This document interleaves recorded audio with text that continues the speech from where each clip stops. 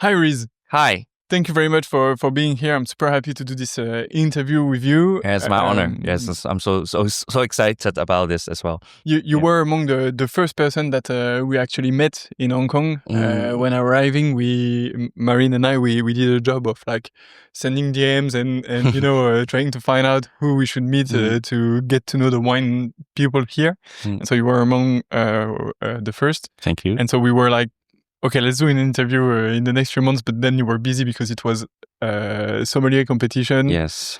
And harvest. So it was difficult. But now we have this time together. We'll talk about a lot of things. But can you start by introducing yourself? Sure. So my name is Reeze. First of all, very nice to meet you, and thank you very much for this opportunity for the podcast. And I'm a sommelier, and I'm a wine consultant. I run my own business, my company called Storms Philosophies, and then we provide consultant service to restaurants and bars. So I'm also a consultant. I'm an ambassador of few brands like Citro Sparkling Tea, Vivant from Taiwan, and I also choose wine for a supermarket in Hong Kong called Yatta. So, and I'm also a winemaker. Now I'm now slowly changing my career path to a winemaker, making wine in Japan, in Hiroshima, Miyoshi, a small town in Hiroshima. And I also, have been competing for 13 years in the past for 13 years. So yeah, a little bit of everything about wine and alcohol. So before talking about this very specific topic, how did you get into wine? Yes, it was all about money. I wasn't born in grow up in a very wealthy family, so I got a chance to work in the high end restaurants before in Hong Kong, Italian restaurants, and at that time the manager came to me and then she said, "Okay, Reece, let's learn about wine and become a sommelier, and then you will have a higher salary." And I was like, "Okay, let's do it." I heard higher salary, so let's go. Yes. So it was from the beginning. It was all about money. So I started to learn about wine, and then I started to when you know more about this thing, you love this. You get more and more like this beverage, because when you start to know about it, you started to realize that wine is not just a beverage or a liquid. It's also about life, about history, about culture, everything. So I started to get more interested about this. So yeah, And so sorry. How did you get interested into this? So you were training with this person at the restaurant, but did you say, okay, now I need to go to some lessons, or took a few things, or you just did it like by yourself and with the people around you to grow in this? Yes, just by myself, because when I decide to, my models is you either don't do it or you need to be the best in your industry. So when I started to work at a sommelier or started to learn about wine, I told myself I need to be the best. So I started very, very hard, and then I got a good team, some good friends in Hong Kong. We learn about wine together. And then I got a chance to compete in a competition. The first time was in 2012 or 2013, I forgot. Around that years. So I started to compete in a competition. So that's the other energy, the other momentum to me to improve myself. So yeah, I can say along the way it's all about myself. But when you started to compete in a competition, you got a mentor. My mentor is his name is Henry, and he helped me a lot during the journey. And so when you do this first competition, so it's a tasting competition, so or it's a sommelier competition? It's a sommelier competition. Okay, yes. So the goal is, of course, to taste and recognize some wines, but also to provide a service and descriptions and all around that. Service, blind tasting, theory test, everything. And so from this first competition, your goal is to win it? No, of course no. I did pretty well. The president of Hong Kong Sommelier Association, he actually praised my presentation. then that gave me a lot of energy to keep going. But that's the first time, and then I couldn't do well in the practical, the theory and the tasting. But I learned from the mistake. So yeah, that's a very good experience, even though I can't win it. And so now it's been 13 years roughly of competition and among other things. But you've been also doing this for 13 years, and you recently won the Best Sommelier of Asia Pacific. Asia Pacific Yes. Award. So first, congratulations. Thank you very much for this. It was super great. We followed you on Instagram and we're rooting for you. What did you learn along the way on how to prepare? Like, is 13 years just the time it takes to, from good to great? Or do you have some advice for someone starting his career as sommelier and like seeing you as a model or as something he aspires to? How would you not speed up, but like what mistakes would you avoid and what would you do to prepare yourself? Yeah, that's a good question because I'm not. People say I'm a talented sommelier, but I don't think so, and I'm definitely not a talented sommelier because a talent sommelier wouldn't take 13 years to become a champion. Maybe they would take first 1 or 2 years to make it. So it's about hard working, and then I think that we all can't avoid any mistake. But we need to make sure that we learn something from our mistakes. So this is the rule number one. And then I think that's the second thing is you have to be consistent and have a very strong self-discipline life for the competition. When before the competition, maybe about 1 year or half year, I study every day about 8 hours average, 8 hours per day. And then you need to have a very disciplined life. Like you have to sleep early and wake up early, and then you have to work out, to go to the gym, make sure you have a very good condition, keep yourself in shape, and then be sharp all the time. So that's what I have been done for many years. So, and then you have to give yourself a very clear schedule, and second of all, you need to you have to have someone to guide you through. You can't, especially if I am not a talent, I definitely need someone to guide me through the whole thing. So I'm so lucky to have my mentor, Henry, and he actually gave me a lot of support, and then he gave me, sort of like mentally guidance and also practically guidance as well along the journey. It's funny that you say that. It makes me remember of. I'm not a super fan of football or soccer, but every soccer fan takes the difference between Messi and Ronaldo. And like Messi, it's like this gifted guy, super talented, and that's it. And in front of him, you have Ronaldo, not the same talent, but just a man who work every single day and continues to train, and he's still at the top. Maybe not at the top of his level right now, but like at a super, super high level. Yeah. So yeah, definitely something.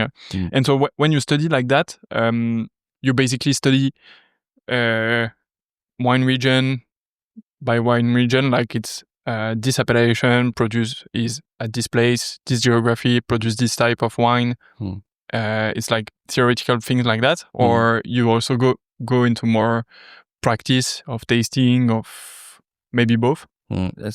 Competition is about everything. So, of course, about the knowledge, I'd study region by region, also country, and also producers, etc., and also the category of the beverage as well. So it's not only about wine. Yeah, it's also about sake, beer, coffee spirits. Well. Yes, and then coffee, tea, cigar, cheese, everything. So you need to make sure that you learn enough for everything. And secondly, I think that the blind tasting skill, you have to have another schedule to train your taste bud, because to me, I'm not very good at blind tasting, so I need to work harder on that. And thirdly, I think that's the practical. I actually spend a lot of time with my mentor. We went to restaurants. We asked for, please give us a place to train our practical. So we went to different restaurants, and then we train like. We pretend we are in competition. My mentor gave me some tasks to finish within times. So you need to have different training for different parts in a competition. Yeah. It's amazing to watch. I don't know if it was on YouTube or if there are videos available from the competition you did. YouTube, yeah. YouTube. So we'll try to link these videos in the description of the podcast, because it's always something that is super impressive to me. It's like you just have like these 5 people around the table, and they're like, okay, so we'd like this type of spirit to go and you have like specific timing to serve everyone. You need to entertain them at the same time, bringing information, bringing knowledge, but still being like cool or like not super academic. Yes. So it's very impressive. I think that the most difficult thing is you how to deal with your nerve, because day back to 2023, we was in Paris. We have done the world competition. That was we on the stage, but imagine that there's 4,000 people down there watching you to do your presentation. There's a lot of stress, and then you have to know how to deal with that stress and be, still keep still need, you have to make sure you are elegant enough, and then you have to still keep your knowledge in your brain, because sometimes when you deal with your stress, you forget everything at the same moment. So that, I think that's the most difficult part in a competition as well. And one thing that is also that must be difficult for you in that sense is that when you serve at restaurant, first, you don't have like specific timing to serve. Like if you take 10 more seconds, clients won't be like, okay, that's it, it's finished. It's a bit different. And the other thing is also that maybe in restaurant, if something goes wrong, or if you need a little bit of time for yourself, even though you're in service, you can just like go to a private part of the restaurant, like the kitchen or whatever, just like breathe and then go back. And there is no one watching you while you're like, this table, I can't take it. And then you just like, Speak some foul language. Exactly. Yes, that's why we train for competition. That's how, that's also during the training of the competition, you train how to deal with problems, and then you train fast, because especially in Hong Kong, come on, you don't have 20 minutes of time to open a bottle of wine. We are packed of customer. Hong Kong is busy all the time, so you have to work fast. So we learn how to improve our service skills during the competition as well. The training, I mean. And so what you do, so you're a sommelier yourself, but what you do is that you also train other sommelier now in restaurants across Hong Kong, but across a variety of locations in Asia to like level up their service and that type of thing. This is what you do with your company? Yes, my company provide a consultant service. We create wine list. We choose the wine for our clients, and also we provide service training, wine training or knowledge training to our customers as well, the staff in the restaurants. So that's the core service that we provide. What do you notice from that? Like when you have a consultancy with a restaurant, do they already have a wine list and you're like, okay guys, I think you could actually have more revenues from your wine because your selection is too, I don't know, like too narrowed focus, or you don't have enough spread in your wine list, so you basically don't allow clients to spend money, so just like extend it.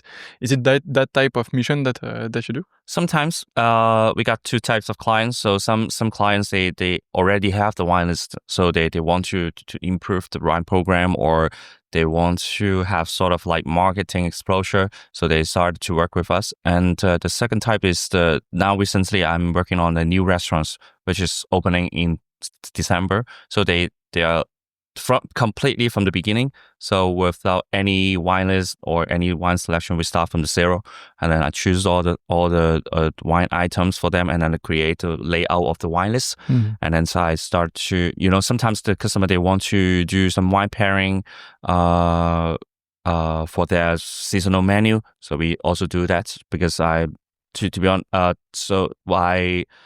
I love wine pairing, and then so I create wine pairing all the time for different clients, or even those last year I went to a couple of countries like Finland, Japan, and Taiwan. So we had different collaboration with different restaurants and chef, and also sommelier to create a special wine pairing among these countries. And then when you train the staff, I guess you have a lot of, like, do you spend time explaining the wines, or do you train them more on the service part and on the behavioral part? Yeah, service standard is very important. And then I think that's to teach them, because I'm not there all the time. So I choose the wine. I need to make sure they know what is going on in the wine list. And then I need to make sure that they know how to talk to the customer. This is the key, because you can't just choose the wine and then just let them do whatever they want. So after I choose the wine, I provide wines training to them according to what I have chosen for the wine list, and also I teach them how to. I create some small wine cards for them to read before they go to the customer. So make sure that they know about the story, and then how to briefly talk about the wine as well. So I think this is very important in the wine program. Yeah, this is super important. Like when you are in restaurant choosing wine, if the sommelier doesn't know about this wine, it's super disappointing for you. Especially for clients like me. Actually, sorry, but I'm always super curious of what I'm drinking. So I always trust the sommelier with their choice or whatever, but I want to know what it is. And when you lack this knowledge, then it's super frustrating for me. And I guess for the restaurant, if you have sommeliers that are trained to talk about the wine, I guess you sell way more wine, like, because you're able to discuss about it with your clients and be like, I think with this dish you should choose this specific wine. And maybe they wouldn't have chosen wine if the sommelier wasn't here, or telling a story. Yeah, just like we are in Hong Kong, you can easily find a wine in everywhere, in the restaurants or wines retailer or online. So I think that's the most important thing for a sommelier, what they do in the restaurants. Imagine that you can open a same bottle in the other restaurants. Why should I open this bottle with you, with this sommelier? I think we are providing service, of course, but also we are providing experience. We are providing trust.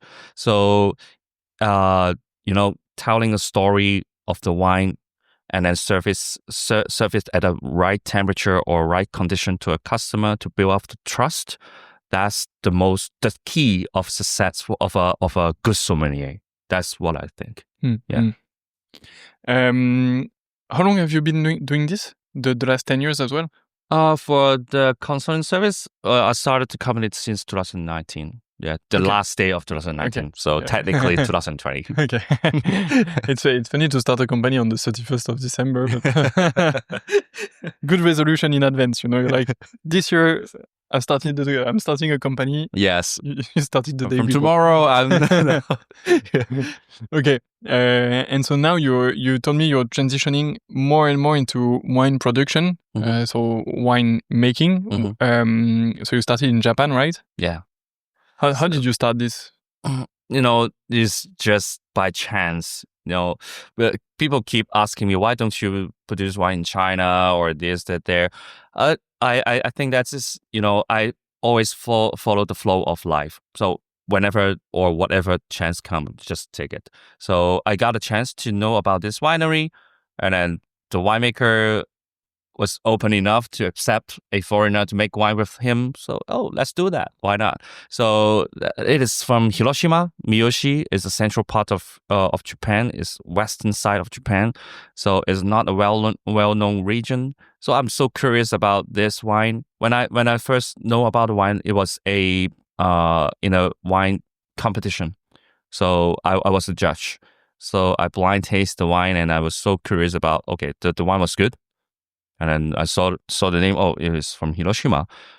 So I was like, I'm so surprised about the quality, and I wanted to know what is going on in that region, because I'd never heard of wine from Hiroshima before that tasting. So I asked, should we do sort of like collaboration, or let me come to the region to learn about winemaking? And then they accept the offer. So we started the whole thing. Yeah. What is your view of Japan winemaking? Like, honestly, I know nothing about this. You know, so I'm way less advanced in the theoretical knowledge of wine that you have. But I'm still a WSET 3, so it's still good, you know. Is there any including any Japanese wine in it? But it's absolutely not including Japanese wine. I think it's not even mentioning Japan. It's a pity. Like, it's mentioning... It's a pity. It's mentioning China. Yes. But it's mentioning China with 1 line. Yeah. Say they do one in China in Ningxia. Okay. Period. That's much more than that. And there's so much more than that. Yeah. But they don't even talk about Japan at all. So what can you tell me, like, for someone like me, and I think a good part of our audience doesn't know that they're making wine in Japan, I think, honestly. So what can you tell us about winemaking in Japan? Great. So Japanese wine, we don't have a long history of wine producing history compared to France or Italy. So we got only 150 years of winemaking history only. And then now we have over 500 winery all over Japan. So you can you can basically find at least one winery in every single prefecture, including Okinawa from the south. So there's only one prefecture they are not producing any wine or don't have any winery in their prefecture, which is Saga in western side of Japan. But you can basically find at least one winery in every single different prefecture in Japan. So, and Japan is a rainy country. We have a lot of rain during summer, and then during winter time there's bloody cold, especially in Hokkaido. So this is quite challenging to make wine in Japan. I personally think that in France you can talk about terroir. In Italy, of course, you can talk about terroir, but in Japan, we can't really talk about this term. I think that's in winemaking world of Japan, 70% is about person, it's about human involvement. In France, you can find maybe a lower intervention winemaker saying that, okay, I can do nothing, because let the wine do the work itself. Let the terroir talk. That's what they do sometimes, right? So you hear about that, the organic or biodynamic or natural winemakers talk about that. In Japan, it's impossible. You have to do something, because when the rain comes, how do you deal with the problems when in the vineyard? How do you deal with the disease? How do you deal with the lack of concentration? So there's a lot of human involvement in it. So I would say 70% of human involvement and 30% of the nature. And then now we have, Japan is a very long country. So from the north, we got Hokkaido, and from the south, we have Okinawa. So the climates can be so different from the north to the west or south. So now we have 5 GI, just like the AOC in France, 5 GI, Hokkaido, Yamanashi, Nagano, Osaka, and Yamagata. So they are basically from the north. And the most of the winery concentrated in Yamanashi, Nagano, and Hokkaido. So Yamanashi we consider this is the place that we started the wine, or the capital, the wine capital of Japan, Yamanashi. So this place got a more unique climate because the rest of the Japan got so many rainfall and then earthquake, everything. So in Yamanashi and Nagano, they are surrounded by mountain and then had a higher altitude, so they are sort of drier, and then it's more suitable for grape growing. Hokkaido now, they produce the most expensive wine in Japan, famous for their Pinot Noir. And because of the cool climate regions, there's so many Pinot Noir that's so famous nowadays. Takahiko, Domaine Yui, Domaine Mont, many very famous. Even Etienne Montiel, Domaine de Montiel, the Burgundy winemaker, he established a winery in Hokkaido now. So and produced very very good Pinot Noir and Zweigelt. And go down to the Yamanashi and Nagano, where I mentioned previously. They are famous for their local grape, Koshu, which is a pink skin grape, and then also Muscabalier, a red grape.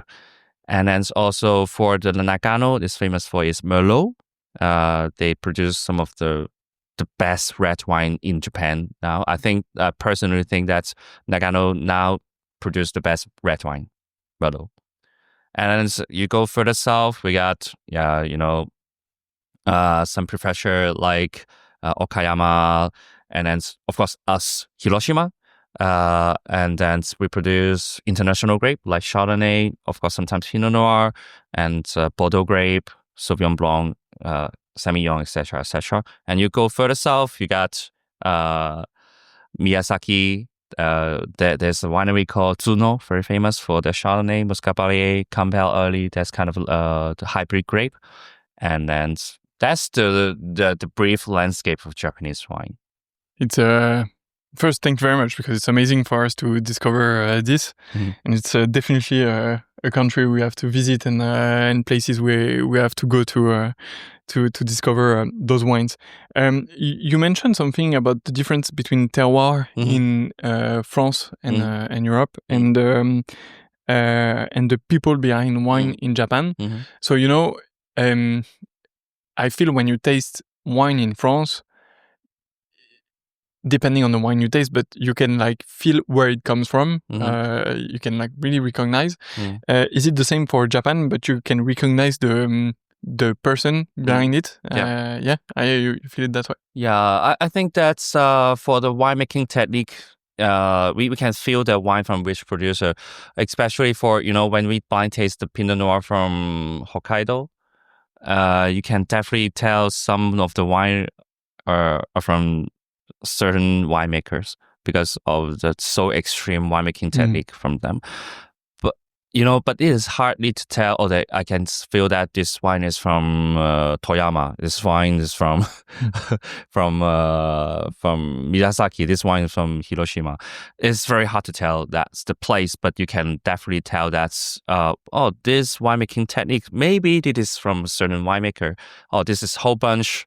This is 100% whole bunch wine. Maybe it is from Takahiko, or the similar winemaking technique from Hokkaido, etc., etc. So you can tell, but it's hardly tell where they're from. But you can definitely feel that who is making that wine. And the consumption of those wines, it's mainly locally, or do they export also a little bit? Yeah, that's a very good question, Stu. 90% of the winery in Japan, they are family run. They are super small, like us. We produce about less than 14,000 bottles per year. Only 3% working in the winery, and it's impossible for this kind of winery to export their wine. So most of the wine consumed in the country.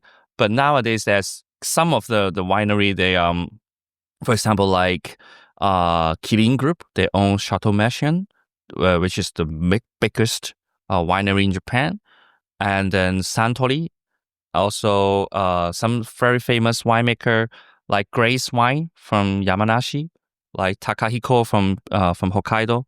This winery started to export their wine, and as I'm helping our winery to export our wine to the other countries as well. Yeah, so why Japanese wine can't be so famous like the other country. I think this is the one of the reasons behind, because they rarely export their wine. So yes, people talk about Japanese wine, but when you go to Finland, if you go to Sweden, you can never find a Japanese wine in the wine list. So that's a pity, and then that's what make Japanese wine can't be so famous now. But you know, Domaine Montiel and Grace Takeko, they are so famous because they started to export their wine a long time ago. So yes, I think that's we need to draw more attention from the market. First of all, we need to export the wine. Yeah. Plus, I guess maybe it's kind of cliche what I want to say, but you can find very, very, very good Japanese restaurants in, I guess, every country in the world. Potentially omakase restaurants that are absolutely amazing.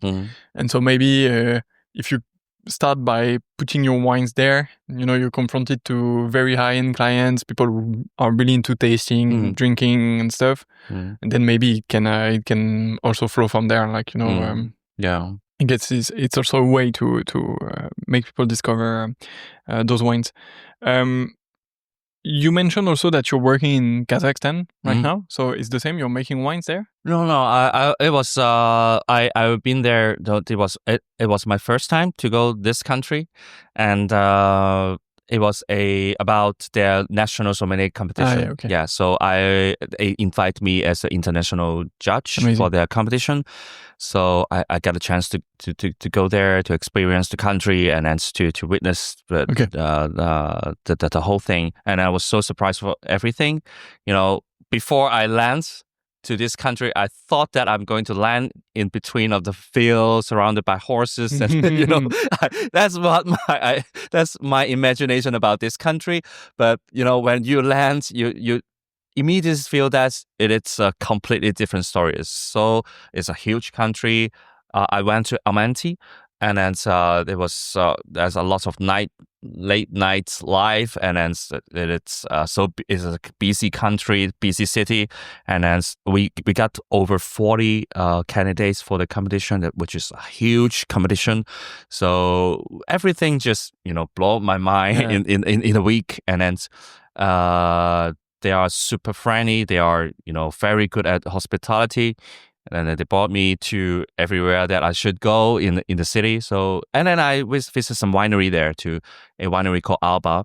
It's impressive winery to go. So yeah, it's a very nice visit. Would love to go to Kazakhstan as well. That's the type of countries I love. You know, like very underrated. Nobody is going to Kazakhstan, but it looks a wonderful country. And do you like meat, you guys? Yeah. They keep feeding me horse meat. Oh, nice. Yeah, cow, horse. Yeah, and then they gave me the milk. The horse milk, fermented milk. Yes. I taste. At least I taste. Yeah. But it's really not my cup of tea. Let's say we were in Mongolia last summer. For vacation. Yes. That is. And it's the same. Like they eat shit ton of meat. Like it's always every lunch dinner it's meat, very low vegetables, and they have the same milk, fermented milk. Yes, it's pretty fun to taste. It wouldn't be something I drink every day, but pretty fun. Okay, so no winemaking in Kazakhstan yet, but I guess it's something. I hope something you will probably do. I have a question that I think is interesting. So you told us you're transitioning from sommelier to winemaking, or actually it's like when you started your career, it was 100% sommelier, 0% winemaking, and now it starts to balance a bit more. What are the things that you thought were true when you were a sommelier and you realize it was completely wrong when you became a winemaker? You know, like what things you were thinking about wines that turned out to be completely false when you started making it. So if you're a sommelier, you think a lot of romantic thing about winemaking or wine, or you always judge the winemakers. Okay, oh, why you put sulfur? Why you do pesticide in your winery? Why do you why do you cork the bottle with a screw cap? You have a lot of judgment about the wine, but when you become a winemaker, you look at the whole thing in a different perspective and aspect. So you have to do whatever you need to do. Because at the end of the day, is the production. This is the money that you fit your family for a small company. So you have to make sure there's some wine to produce every single year. So if you know in the vineyard, okay, it is romantic to say that, oh, we never use pesticide, or we want to protect the soil, we protect the land. Yes, everyone want to do the same thing. But when the problems come, you have to deal with it. You have to make sure that's the production. So there's no longer a romantic story to tell. This is a business decision to make. So this is quite different from when I was when I work as a sommelier, and then suddenly when I started to learn about winemaking, you learned about this kind of decision you have to make behind. So this is the first. And the second thing is, when you are a sommelier, before you experience the winemaking, you can't never tell that making wine is super, super, super hard. It's about daily work every day, right from the morning and then finish at the late night. And then you can't imagine how hard it is. So I suggest every sommelier to go to a winery, work at least maybe 1 week, or experience a harvest to feel how hard it is, and then to feel the hard work behind the label. And then so that you can treasure more about the wine, and then every single drop of the wine you pour to your customer or you drink yourself. So yes, it's pretty different. It's funny what you said, because when we were in France, I interviewed Laure Gasparotto, with so she's a journalist at Le Monde, so the main daily publication in France, the main newspaper in France, I don't know I don't know the equivalent, but here, but China Daily Post, or something like that. I don't know the real name here, but main publication daily of news and whatever. And so she was specialized in wine, and she also started making wine in the south of France. And it was funny because she told me, before this, I was romanticizing how we make wine, but actually I came to the conclusion that there is.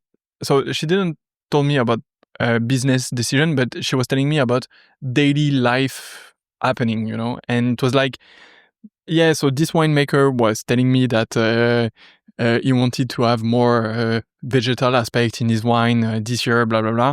But the truth is, he was just on holidays or taking care of his family. He just took 1 week off during the year. Turned out it was the wrong week to take off. It was raining. And so then at the end of the year, you're like, yeah, but I got to justify that. And I can't just say, yeah, I was on holiday. Yeah. And so you just have basically life going on.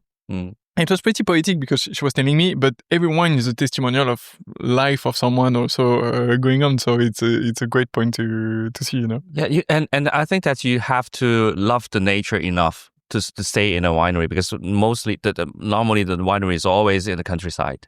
So you need to get rid of your nightclub.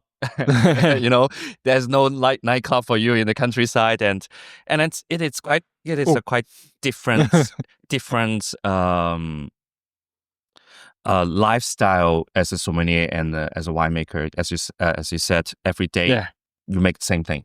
Every year you make the same thing. You face the same landscape all the time. But as sommelier, you face different people every day, and yet you have the time to have a day off, to hang out with your friends. But in a winery, during the harvest season, forget about day off.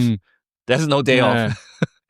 And we experienced, because me and the winemaker, we experienced a couple of days that we started to work about 8 o'clock, and then we finished the work about 11 o'clock at the evening.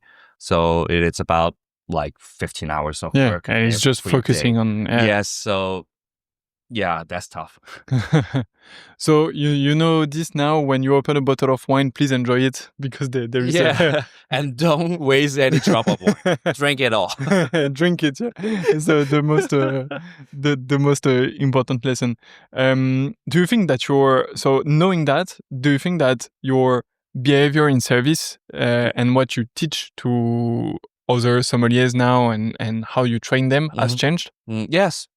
Yeah. I praise more about the work behind the label instead of telling. Okay, I think that's the climax, the terroir, the soil is very important. I'm not saying that that's not important, but I also think that the work behind is. I think this is the most important story to tell. Especially, we always say, okay, sommelier is the bridge between the winemaker and the customer. You are representing the winemaker to tell the story to the customer. Of course, you need to tell the terroir, the place, but I also talk more about the winemaking, the hard work, the story about the person more nowadays. Yeah. I have a good analogy on that. It's so it's in France as well, but there are two guys I really like. It's Pierre and Louis Trappé. So they have a domain in Burgundy and in Alsace as well. And I've seen them a few times in Paris, and every time, because they are here to present their wine and meet clients and everything. Every time I see them, so they are in Paris, but you can see that they have their hands like in the I don't know how to say, but like in the cracks of their hands. You can see that there is like dirt, but and that they were just working probably this morning or yesterday in the vineyard, and they came for the night in Paris. Of course, they wash their hands and stuff, but it's just like so deeply. Yes. Luckily, I didn't start. It's just like so deeply inside their hands that you can see that they were just like working in outside or in the vines or whatever, and it's just like what they do every day. So it's crazy. That's amazing. Absolutely. I think we've covered a lot of everything.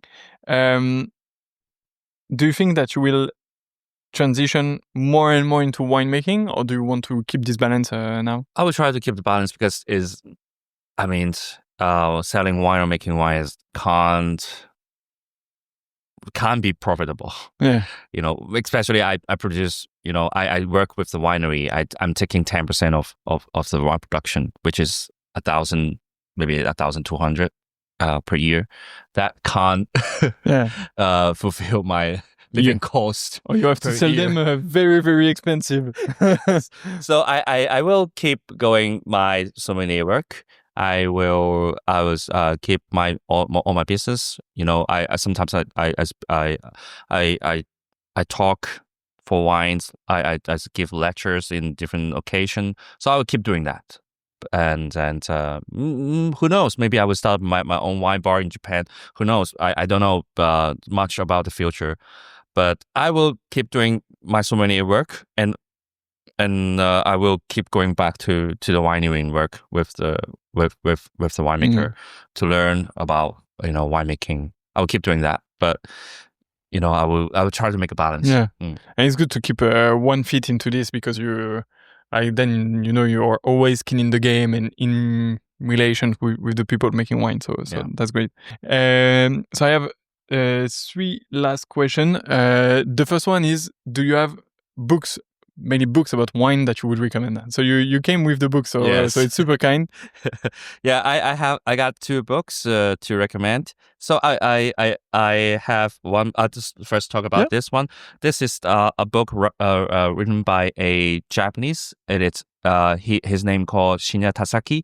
So he was the world champion in 1995, and he was the first and only Asian champion in the world for now.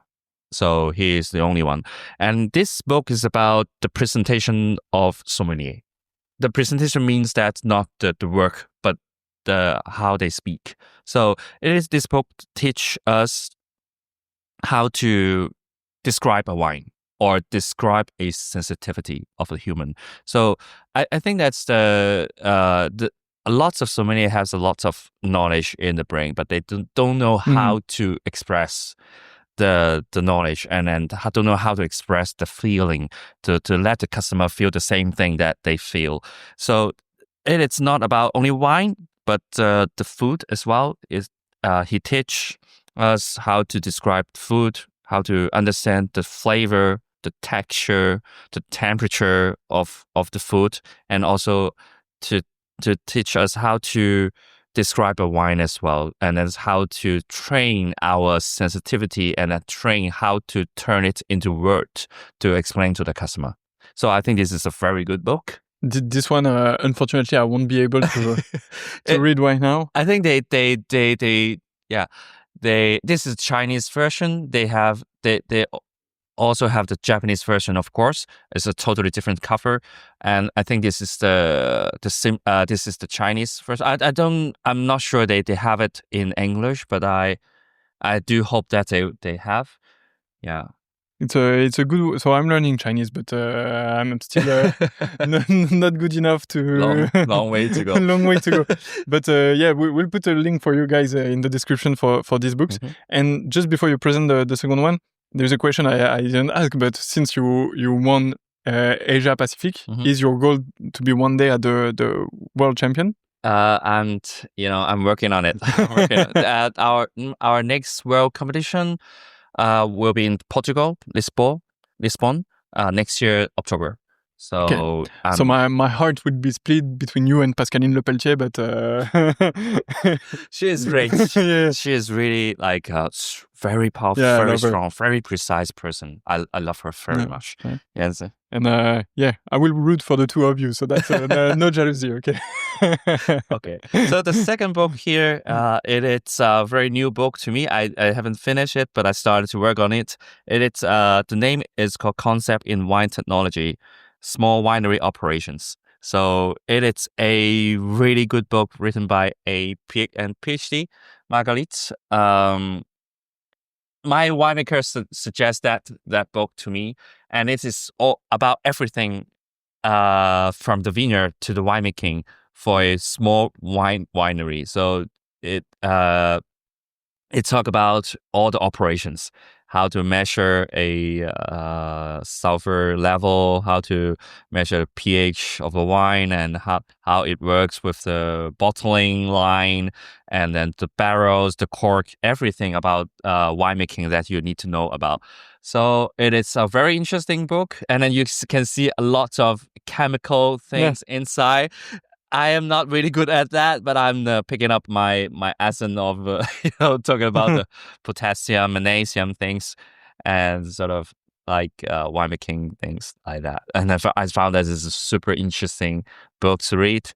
Yeah, it's amazing. Well, it looks amazing actually, but it's crazy because I'm like, from what I've seen in the wine world and in the people we met, is that making wine is a life, but if you want to do it, it's like, we know how to do it, like there is a playbook of how you should do, from you have a grape to you have a wine, and if you basically follow it, you will have wine at the end. Like, it's not that hard with a lot of commas and limitation to what I'm saying, but I mean, you have the playbook. But the thing is, if you want to do it great, if you want to, really invest yourself and create a real good wine, shape something that is really nice, then it's just like another level of commitment. And so, it's crazy because it's basically like, it's chemical reaction happening, and like we can mathematically describe everything that is going on in a barrel, in a tank, but there is a magic behind that, depending on the efforts in the soul that you're putting to the wine, that for me shapes the thing completely different. And I think it's crazy. So so I think this is that book is about the basic.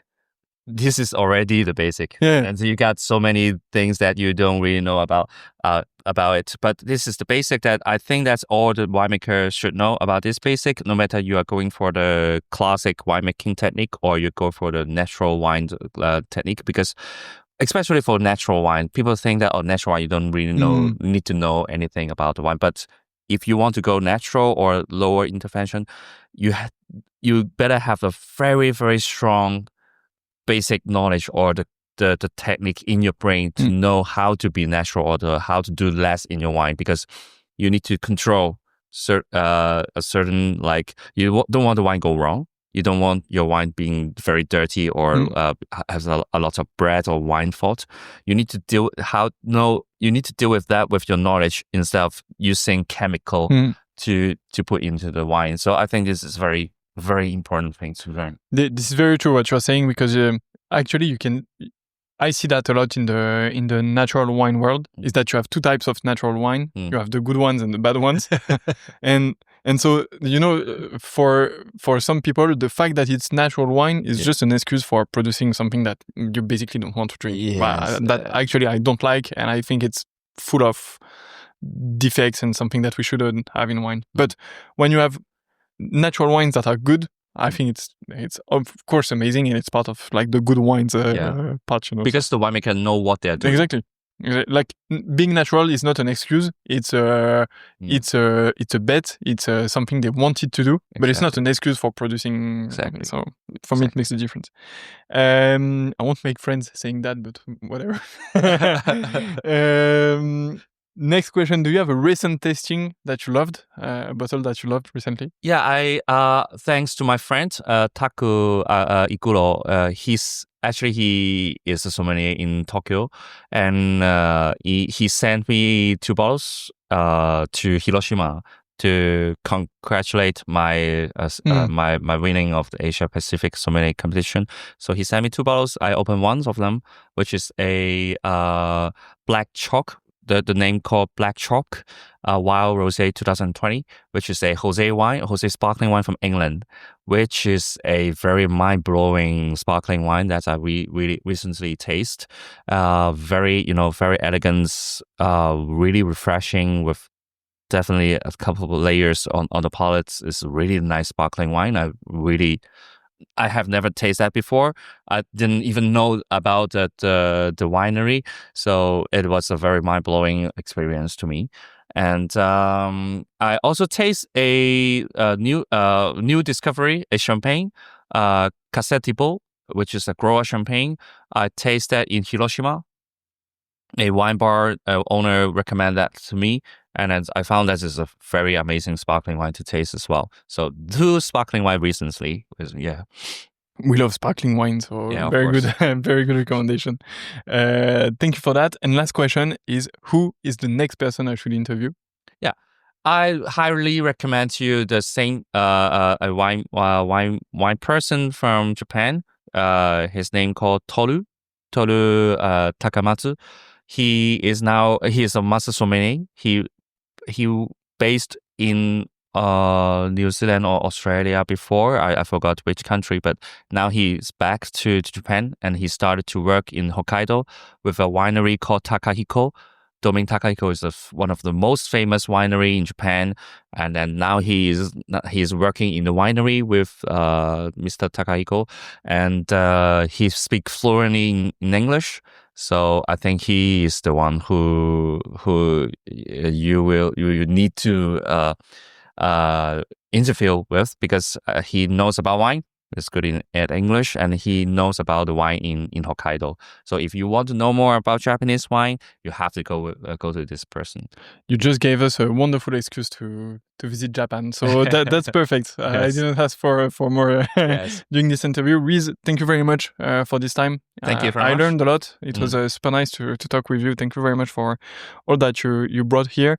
We'll put the link in the description of the books that we talked about, the wines that we talked about, of course your winery and everything you're doing.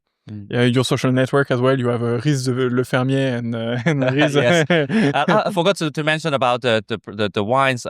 Now my wine is called Project 933, but in 2025 I will produce a completely new branding, new name called Lieu Ordinaire.